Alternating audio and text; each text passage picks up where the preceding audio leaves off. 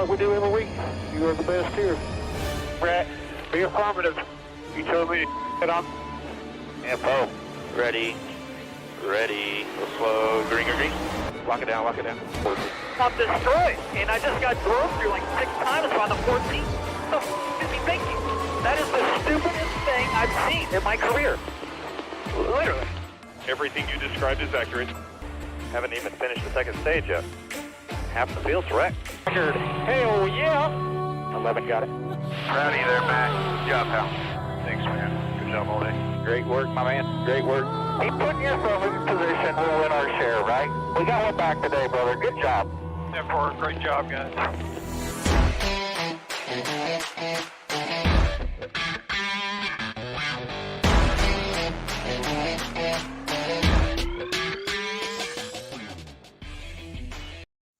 And welcome back to Racing in the Draft. My name's Mark. Thanks for tuning in to this week's fun and exciting Next Gen NASCAR Cup breakdown for Richmond and the Toyota Owner 400. But as we see on the screen, last week, first time winner, Ross Chastain, and that awesome looking number 1 iFly Chevy. Man, what an exciting end to a race. There are a couple dull points in between, but all in all, I think Circuits of America, or COTA, put on a great show. It was great to see different drivers run up front, but Ross kind of was class of the field this past Sunday, and hopefully if you decided to do DraftKings or Fantasy, you had him in your lineup, because on the Sunday show that I did, he was definitely one of my picks to potentially get his first win and make the optimal lineup, which he did both of. There were a couple other drivers that I was hoping. Suarez was going to have a great day, and he definitely had one at the start of the race and led pretty much the whole first stage. But the pit stop and slow pit stop kind of put him back into traffic, and then ended up with a little bit of damage and just never really kind of worked his way back up front again. But either way, congratulations Ross Chastain on his first win. Will we see another one this weekend? Will we see finally the resurgence of Joe Gibbs Racing? Will we see Kyle Larson turn the corner? Will we see Brad Keselowski finally do something? It's a great question. Now, Brad did make the optimal lineup at COTA, but I think that was just more some attrition and late race antics that helped him get into that. But either way, I mean, that's what counts. But all in all, Joe Gibbs and a couple of the Chevy drivers, I mean, even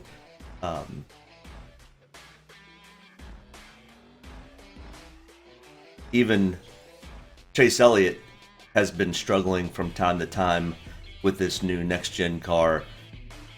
But either way, I mean, that's what's the great thing about this next-gen car so far, is these guys are kind of struggling to figure it out, and some of the young guns have figured it out, or have just been better prepared. I'm not sure which, but either way, the racing has been phenomenal. It's been entertaining.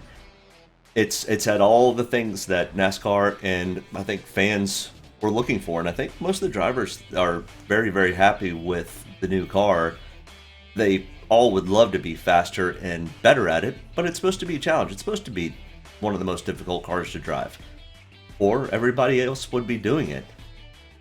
Either way, let's take a look at the results from the Eco Park Automotive Grand Prix from COTA. Our optimal lineups were Ross Chastain. You can't, I mean, he did dominate with 31 laps led out of 69 laps, but because there's very little dominator points that really matter, he still got dominator points, and still I'm classifying him as a dominator, but nothing like we're going to see this coming weekend when we run 400 laps at Richmond. But Eric Jones made it to the optimal lineup board along with Brad Keselowski, and I mean, Chase Elliott ended up finishing third. He is a road course ringer, as I just sat there and said. He hasn't had the best of luck so far this year. He just hasn't won yet. That's the biggest thing. He's run fairly well. Austin Cindric, our Daytona 500 winner from this year, and Michael McDowell, the Daytona winner from last year, making their way to the optimal lineup with a decent amount of PD upside. Either way, we had 1 dominator, 5 place differentials. That's kind of what I expected. 2 value, 2 finish. We had $600 left from that optimal lineup if we put it in. I did not put it in. I wish I had, because nobody had this lineup, at least in the tournaments that I was running. Either way, Ross Chastain now leading the optimal lineup challenge after 6 races with 4.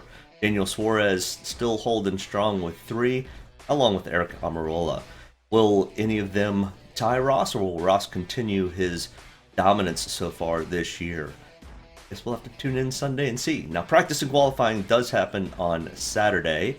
So as I go through these driver breakdowns, remember that we won't know starting positions, which will be one of the key factors that we're going to look at when we're setting our lineups. So let's kind of get into the Toyota Owners 400 from Richmond International Raceway. Track type, it is a short track. It is 0.75, 3/4 of a mile, 14 degrees in the turns. Race length is, as I stated, 400 laps. Dominator points will equal 280 this weekend. Dominator points will be one of the things that we will really try to eye in on. That 280 is coming from 100 points of laps led, and fast laps will be 180 of those 280. So lots of fast laps. A lot of times the person out front and running in clean air typically has the fastest laps, but not always. Either way, when we take our track breakdown, other short tracks that we look at, along with Nashville does run a little bit similar to a short track, along with Loudon being a mile, and it's flat.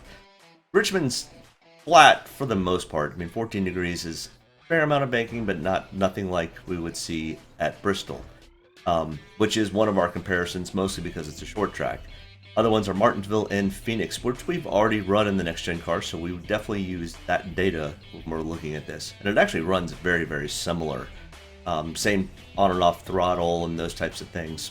Phoenix is a little bit faster, but either way, let's take a look at our drivers. Chase Elliott, most expensive. Not my pick for, or not what came out when I ran all the numbers. He's number 2 guy. But either way, Chase Elliott is the most expensive at $10,500. I think the pricing is much better with DraftKings so far this year. They've kept some of the high-priced drivers a little bit lower, and the middle of the pack is really, really tight, which makes DraftKings a little bit tougher to pick because you've got lots of guys that are close to each other in price, and it's not as difficult drivers that you want into a particular lineup, which means there's lots of variations. Either way, Chase Elliott, $10,500, second on the power ranking. He does not have a win here at Richmond. I'm sure he would love to get one. He does have, in the last 5 races here, 2 top 5s, 2 top 10s, and 5 top 20s, a 43.2 DraftKings average, a 10.0 average finish. He did finish 4th here in the fall race here at Richmond last year, and he has raced at Richmond 12 total times with 4 top 5s, 5 top 10s, and 11 top 20s. All right, next in line here, Kyle Larson, $10,200, who has struggled a little bit so far this year, even though he does have a win at Fontana in California. Other than that, he hasn't had the year that he was having last year. I expect Kyle to figure this car out and figure everything out and have luck turn around for him, hopefully. Some of it wasn't his doing, some of it was mechanical issues. Either way, all of it counts. 9th on the power ranking, and he does not have a win in the last 5 races here at Richmond, but does have 2 top 10s, 3 top 20s, a 30.7 DraftKings average, and a 17.0 average finish. He finished 6th here in the fall race last year. 14 total starts at Richmond, does have 1 win, 2 top 5s, 6 top 10s, and 13 top 20s. Next, Kyle Busch, $9,900, 4th on the power ranking. And in the last 5 starts at Richmond, he does not have a win, but has 1 top 5, 5 top 10s, 5 top 20s. 71.1 DraftKings average, which is pretty high up there. 6.6 average finish, not the highest. Finished 9th here in the fall race last year. 32 total starts here at Richmond with 6 wins, which is the most of all of the current competitors. 18 top 5s, 25 top 10s, and 31 top 20. Next in line, we've got Martin Truex Jr., 9,600 last year fall winner. First on the power ranking in the last 5 starts at Richmond. He has 3 wins, all 5 finishes in the top 5. If this is a chance for Joe Gibbs Racing to get their 2022 season turned around, this track is the track for them to do it. If they miss here, they've got an issue going on that they're not figuring out. Either way, Martin Truex Jr., 3 wins, all 5 have been in the top 5. 90.0 DraftKings average, which is a phenomenal number and the highest of all of the competitors this weekend, and 2.0 average finish, which is the best of everyone. He hands down knows how to race this track and has been doing really well at it lately. Like I said, he finished first here in the fall race last year. 31 total starts at Richmond with 3 wins, 15 top 5s, 19 top 10s, and 25 top 20s. Ryan Blaney, next in line, 9,400, 13th on the power ranking. Does not perform all that well here at Richmond. Maybe he can turn it around this year. He's having a fairly good start to his 22 season. But in his last 5 starts at Richmond, no wins, no top 5s, 1 top 10, 4 top 20s, a 25.8 DraftKings average, and a 16.6 average finish. He finished 10th here in the fall race last year. 11 total starts for Ryan with only 1 top 10, 6 top 20s. Said, not his favorite track. Maybe he spent some time in the simulator last week. Next in line, Denny Hamlin, a Richmond native, actually Chesterfield, just down the road, 9,300, 3rd on the power ranking. Denny has run very well here in the past. In the last 5, he does have 4 top 5s, 4 top 10s, 5 top 20s, an 85.0 DraftKings average, which is 2nd best on the field, and a 4.8 average finish. Like I said, this is a Joe Gibbs dominant track. All of the Joe Gibbs drivers have always run very well here. Let's see if they can turn their season. He finished 2nd here in the fall race last year. 30 total starts here at Richmond. 3 wins, 15 top 5s, 19 top 10s, and 25 top 20s. Joey Logano, 9,200, 6th on our power ranking. Remember, this power ranking is all based on past stats, not on qualifying or practice. Check back with me on Sunday when I try to break that down.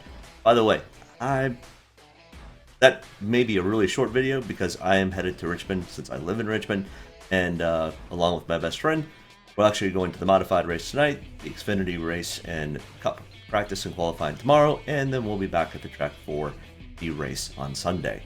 So hopefully sometime in between there I can get back to here and do a live video and update you on practice and qualifying and set you up to have a winning day. Stay tuned. Joey Logano, 9,200, 6th on the power ranking, 4 top. In the last 5 races at Richmond, 4 top 5s, 4 top 10s, 5 top 20s, a 60.0 DraftKings average, and a 5.0 average finish. He finished 5th here in the fall race last year. 25 total starts with 2 wins, 12 top 5s, 15 top 10s, and 21 top 20s. Next here we've got William Byrne, $9,000, 17th on the power ranking. Kind of like Ryan Newman, he just doesn't quite figure this track out yet. But in the last 5 starts, he has no wins, no top 5s, 1 top 10, 3 top 20s, a 22.7 DraftKings average, 17th place average finish, and finished 19th here in the fall race last year. 7 total starts with the same stats, 1 top 10, 3 top 20s.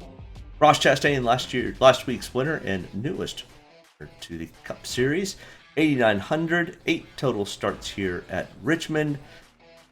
No wins, no top 5s, 1 top 10, 2 top 20s, a 24.9 DraftKings average, and a 22.3 average finish.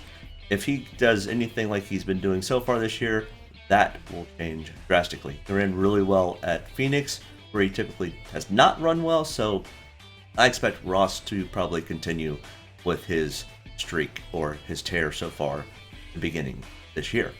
7th here in the fall race last year, which is a pretty good improvement. 6 total starts with 1 top 10, 2 top 20s. Christopher Bell, 8,700, 7th on our power ranking. 3 total starts here at Richmond with 2 top 5s, 2 top 10s, 3 top 20s. Once again, Joe Gibbs driver doing very well. 58.6 DraftKings average, 7.3 average finish. Finished 3rd in the fall race last year.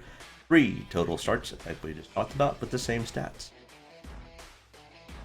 Alex Bowman, our spring winner from last year here at Richmond, 8,500, 12th on the power ranking. And with that win last spring here at Richmond, he has that 1 win, 1 top 5, 2 top 10s, 3 top 20s at 36.9 DraftKings average, a 12.6 average finish, finished 12th here in the fall race. 11 total starts with that 1 win, 1 top 5, 2 top 10s, and 6 top 20s. Next in line, Chase Briscoe, our winner from Phoenix. So will that hopefully transpire to here? So, somebody to keep on your radar, that's for sure. 8,400, 19th on the power ranking. 2 total starts here at Richmond with only 1 top 20, a 30.7 DraftKings average, 19.0 average finish. Finished 16th here in the fall race last year, and does have just those 2 starts with top 20. Tyler Reddick, 8,200, 11th on the power ranking. 3 total starts here at Richmond with all 3 being top 20s, no top 10s. 29.2 DraftKings average, 15.3 average finish. He finished 15th here in the fall race last year, and those 3 total starts, same state. Kevin Harvick, $8,000, 5th on our power ranking. And in the last 5 starts here at Richmond, does have 1 top 5, 4 top 10s, 4 top 20s, a 29.2 DraftKings average, a 10.2 average finish. Finished 8th here in the fall race last year. 41 total starts, which ties Kurt Busch with 41 as the most starts for any particular driver in the field. Finished, 41 total starts, 3 wins to those 41 starts, 15 top 5s, 27 top 10s, and 37 out of 41 have been in the top 20. Good, Kevin. Somebody to keep an eye on. Not having the best year, not having the worst year either. Next in line here, we've got Kurt Busch, 7,900, 16th on the power ranking. And in the last 5 starts here at Richmond, has only 4 top 20s, an 18th place, 18.0 DraftKings average, and an 18.6 average finish. Finished 37th here last fall. Yeah, he had an issue real early in the race last year, or last fall. 41 total starts, as I just discussed about Kevin Harvick, and out of that he has 2 wins, 7 top 5, 15 top 10s, and 29 top 20s. Daniel Suarez, 7,800, 18th on the power ranking. I'm hoping Daniel has a good run. He needs one. He's had some tough luck this year. He's run very, very well, and just had some issues throughout the race that have caused bad finishes. Either way, Daniel Suarez, 7,800. No top 5s in the last 5 starts here. 1 top 10, 4 top 20s, a 35.0 DraftKings average, 18th place average finish.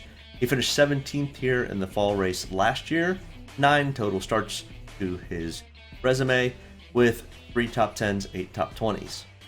Next in line here, Eric Amarola, 7,700, 15th on the power ranking. Eric's actually sneaky good at short tracks. That would be Martinsville, Loudon, here at Richmond. So expect Eric to possibly run fairly. And out of the last 5 starts for Eric here at Richmond, he has 2 top 10s, 4 top 20s, a 33.0 DraftKings average, 13.6 average finish. He finished 14th here in the fall race last year. 19 total starts with 2 top 5s, 7 top 10s, and 15 top 20s. All right, next in line here, we've got Eric Jones, 7,600, 20th on the power ranking. And Eric actually finished the race last week in a decent spot. Had a little issues here and there in the middle of the race, but ended up with a decent finish for once, finally. He's always run fairly well this year, just hasn't had the finishes or been throwing out the cautions. for spins and stuff late in the race. So maybe that little curse has been lifted from Eric, and he can go on and have a decent season this year. Either way, in the last 5 starts here at Richmond, 1 top 5, 1 top 10, 3 top 20s, a 38.6 DraftKings average, 16th average finish, finished 21st here in the fall race last year, and he has 9 total starts here at Richmond with 1 top 5, 2 top 10s, and 6 top 20s. Brad Keselowski, 7,400. Man, got better last week, but he struggled so far this year, and man, that 100-point hit really put him in a bind. 32nd currently in the Cup point standings. Let's see if Brad can dig himself out. He actually runs fairly well here at Richmond. He does have 1 win in the last 5 starts, 2 top 5s, 3 top 10s, 5 top 20s, a 63.9 DraftKings average, and an 8th place average finish. He finished 13th here in the fall race last year. 24 total starts for Brad with 2 wins, 6 top 5s, 12 top 10s, 21 top 20s. Austin Cindric, our Daytona 500 winner, 7,200, 26th on the power ranking, has 1 start here in the Cup Series, which was last spring, and finished 28th. He did get a 24.9 DraftKings average for that one race, and same stats for his total starts here at Richmond. Next in line, Austin Dillon, $7,000, 14th on the power ranking. And in the last 5 starts here for Austin, 1 top 5s, 3 top 10s, 4 top 20s, 44.1 DraftKings average, and a 10.8 average finish. A pretty good average finish. We should keep an eye on Austin Dillon this weekend. See if some of that Tyler Reddick magic can rub off on Austin Dillon. Finished 11th here in the fall race last year, and out of 15 total starts here at Richmond, he has 1 top 5, 4 top 10s, and 10 top 20s. Next in line, Chris Buescher, Brad Keselowski's teammate, 6,800, 28th on the power ranking. Chris hasn't run all that well here at Richmond with no top 20s so far, and out of his 11 total starts, only has 1 top 20. Either way, 9.4 DraftKings average, which is pretty low, 25.4 average finish, which is really high, and he finished 24th here in the fall race last year. Maybe Chris can turn his luck around here at Richmond this week. AJ Allmendinger, 6,700. Man, he put on a heck of a show last weekend at COTA. Racing all the way there to the last corner where he ended up getting booted into the rock gravel pit and got stuck and ended up having a 32nd place finish, I think is what it was. Not the finish that showed how well he raced last week at COTA. But either way, 6,700, 30th on the power ranking. Don't have any stats in the last 5 for AJ. This will be his first try back in quite a while, but he does have 23 total starts here at Richmond with only 3 top 10s, 10 top 20s. Not expecting a whole lot out of AJ this weekend. See where he qualifies on Saturday. Michael McDowell, 6,600, 29th on the power ranking, 5.8 DraftKings average, and a 27.6 average finish. Wow, Michael, that's really bad. Not good here. 28th place average finish. Finished 28th here in the fall race last year, and out of 20 starts, 1 top 10, 3 top 20s. Unless you're starting from 35th on back, Michael, I'm not sure I'm going to have much ownership of you. Ricky Stenhouse Jr., 6,500, 24th on the power ranking, and out of the last 5 starts here, he has finished in the top 24 times. 31.4 DraftKings average and an 18.0 average finish. He finished 23rd here in the fall race last year, and out of the 17 total starts here at Richmond, he does have 1 win, 2 top 5s, 3 top 10s, and 11 top 20s. Dustin Haley, 6,300, 32nd on the power ranking. He was driving less, not as good of equipment last year, which kind of hurt the stats. And with that being said, out of the last 2 starts here at Richmond, 8.0 DraftKings average and a 32.5 average finish. See if we can improve on that this weekend now that he's racing full-time in the Cup Series with Kaulig. Finished 27th here in the fall race last year and has 2 total starts with no top 20. Cole Custer 6100, who quietly has been having a pretty good little year so far. Cole is 27th on the power ranking, and out of the last 4 starts, which is his total starts here at Richmond, he has 1 top 20, a 23.1 DraftKings average, and a 19.7 average finish, and he finished 22nd here in the fall race last year. Bubba Wallace 5900, 25th on the power ranking. Bubba's usually decent at short tracks, so his stats here though are not that great. But either way, Bubba Wallace in the last 5 starts at Richmond, only 1 top 20, a 19.5 DraftKings average, and a 24.8 average finish. He finished 32nd here in the fall race last year. Abysmal stats for Richmond, Bubba. 7 total starts, only 1 top 20. Next in line, Harrison Burton, 5,700. Almost a Richmond native, just south of us. Grew up near South Boston. 5,700, 23rd on the power rankings. Mostly because he is from this area and grew up cutting his teeth on short tracks. So even though we don't have any stats really for Harrison here, I think this may be an opportunity that we see Harrison make his way up the leaderboard. So I'm expecting pretty decent things for Harrison Burton. This may be the weekend that we see Harrison get himself in a good spot. That's going to be my keep an eye on Harrison this week. Todd Gillen, 5,500, and same thing, no stats. He's only run the trucks here and has finished fairly well. I think we should also keep an eye on Todd Gillen. I'm a little bit more high on Harrison Burton than I am Todd Gillen, but let's see what happens during practice and qualifying. Make sure you tune in with me on Sunday morning. I'm going to do a quick update.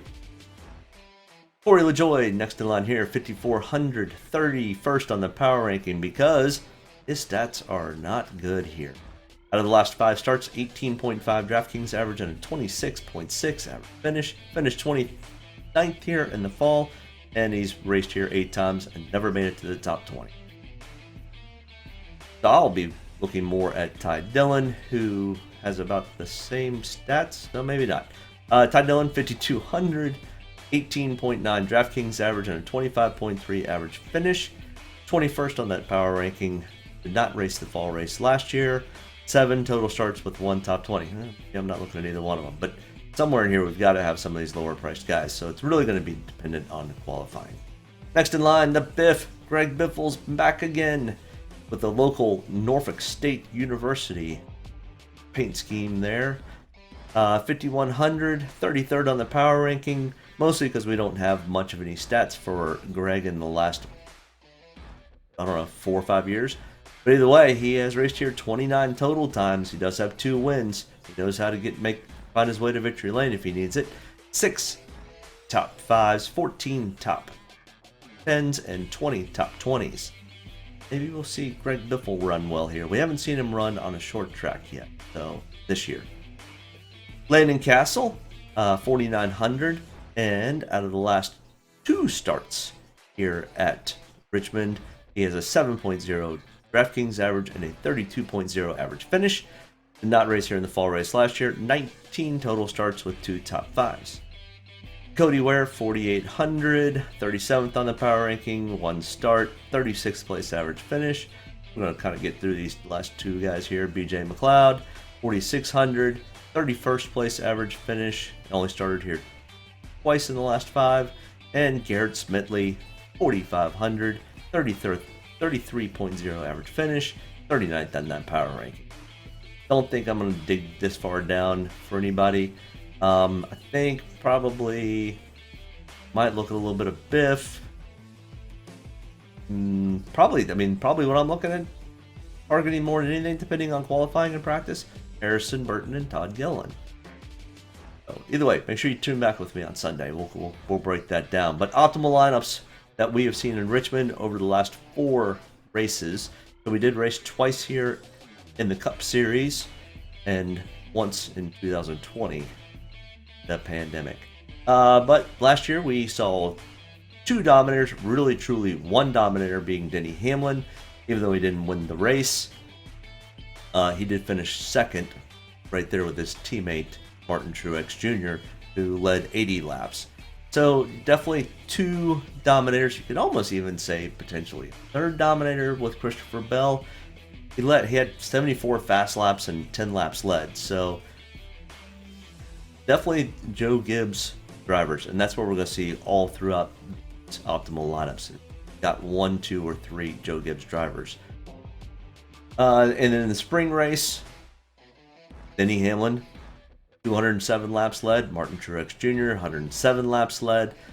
Yeah, like I said, if there is a chance for Joe Gibbs Racing to turn their season around across the board, this is going to be the track. If they don't make it out of this track with a good finish from at least 3 of their guys, the bells are going to start to ring at Joe Gibbs Racing that they've got an issue.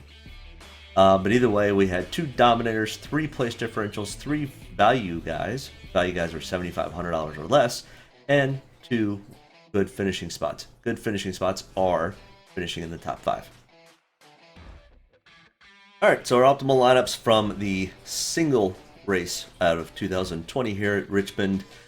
Only 1 Joe Gibbs Racing driver, but decent amount of Penske drivers here. Brad Kay and Joey Logano really being kind of the dominant pair, along with Austin Dillon. So I'm calling it 1.5 dominators, 2 place differentials, 2 values, and 3 finishes with $500 left. And the fall race from 2019, kind of getting way back there. We had Martin Truex, Kyle Busch, all from Joe Gibbs Racing, and Kyle Busch and Martin Truex Jr. As you can see, Martin Truex Jr. is all over these optimal lineups.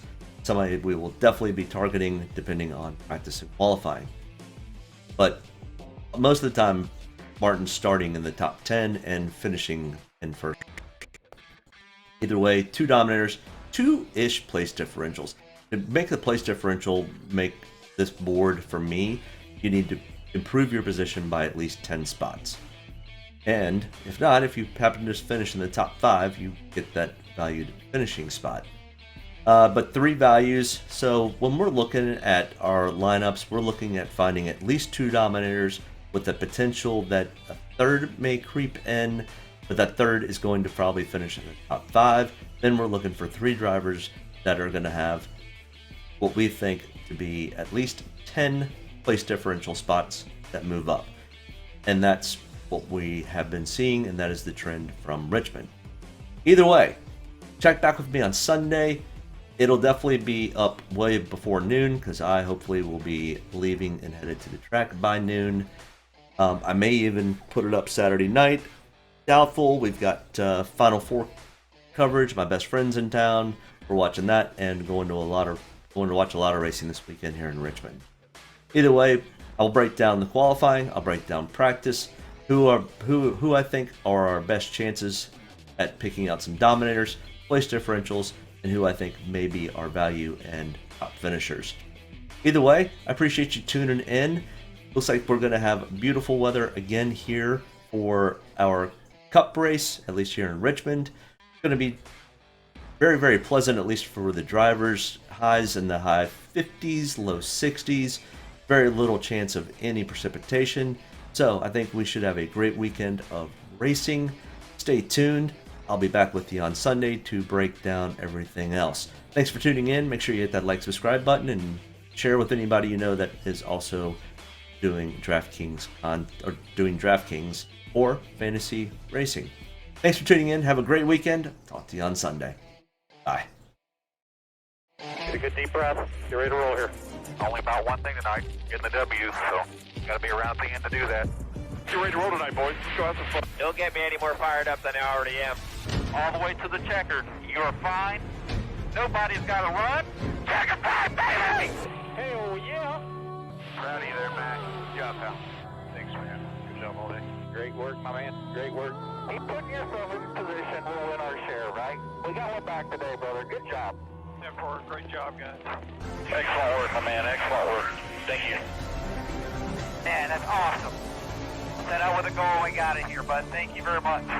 Really proud of you, man. Drove your butt off tonight. We had the fastest car here, bud. Probably killed our deal there. Just feel like I gave one away. Yeah, boys. Way to rebound. Great job. Great job, bud. Really good job. Appreciate you hanging in there with us all weekend. What a weekend. Good job. Thank you.